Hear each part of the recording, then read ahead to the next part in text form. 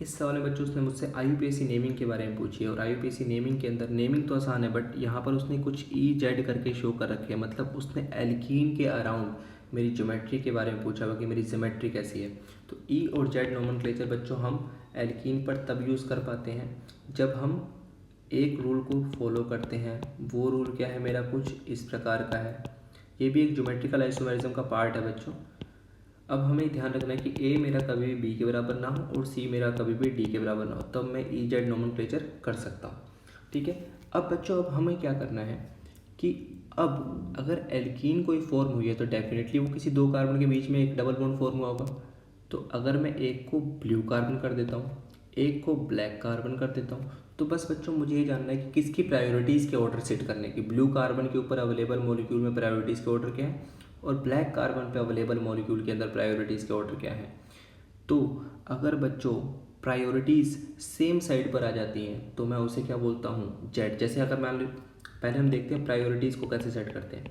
तो प्रायोरिटीज़ सिर्फ और सिर्फ मॉलिक्यूलर मासेस के बेस पे सेट करी जा सकती हैं।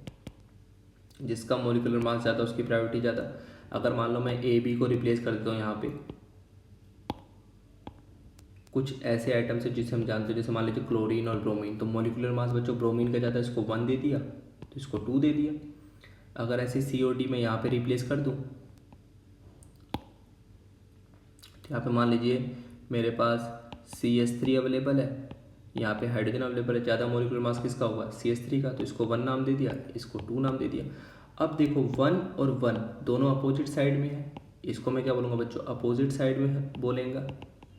और अगर ये अपोजिट है बच्चों तो ये E कॉन्फ़िगरेशन में जाएगा। तो बस अब हमें अवेलेबल एल्कीन के अंदर ये चेक करना है कि उसके पास जो प्रायोरिटीज़ मॉलिक्यूल हैं वो किस ऑर्डर में है। तो इस एल्कीन को मैं कंप्लीट कर देता हूँ ऐसे, तभी हम प्रायोरिटीज़ ऑर्डर चेक कर पाएंगे।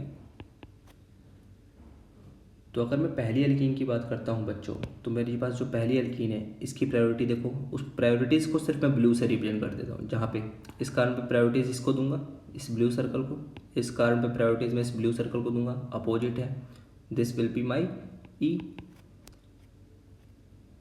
ऐसे ही बच्चों जब मैं इसकी बात करूँगा इन 2 कार्बन्स के बीच में बच्चों, तो यहाँ पर भी ये अपोजिट जाएगा, क्योंकि एक प्रायोरिटी ये भी क्या जाएगा बच्चों, E।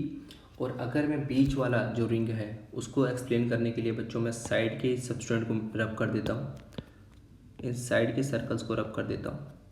तो अगर मैं इस बीच वाले सर्कल की बात करता हूँ, बीच वाले डबल बॉन्ड की बात करता हूँ, जिसे मैं रेड से रिप्रेजेंट कर रहा हूँ, तो यहाँ पे प्रायोरिटीज देखो क्या है, एक तरफ CH3 अटैच्ड है, एक तरफ ये पूरा ग्रुप अटैच्ड है, मॉलिक्यूलर मास इस ग्रुप का ज़्यादा होगा। ऐसे ही अगर मैं एक इधर वाले रेड की बात करता हूँ तो एक तरफ हाइड्रोजन अटैच्ड है, दूसरी तरफ ये पूरा ग्रुप अटैच्ड है, और ये दोनों higher priority group same side पर आ जाते हैं बच्चों, तो इसे मैं बोलता हूँ जेड। तो नेम कैसा जाएगा, EZE। अब ऑप्शन में चेक करते हैं EZE कहाँ पर है, ऑप्शन डी के अंदर है ना। मैं तो इसी से डिफरेंशिएट कर पा रहा हूँ, तो ऑप्शन डी के अंदर 2E 4Z 6E 4 methyl 2 4 6 triene will be my correct answer.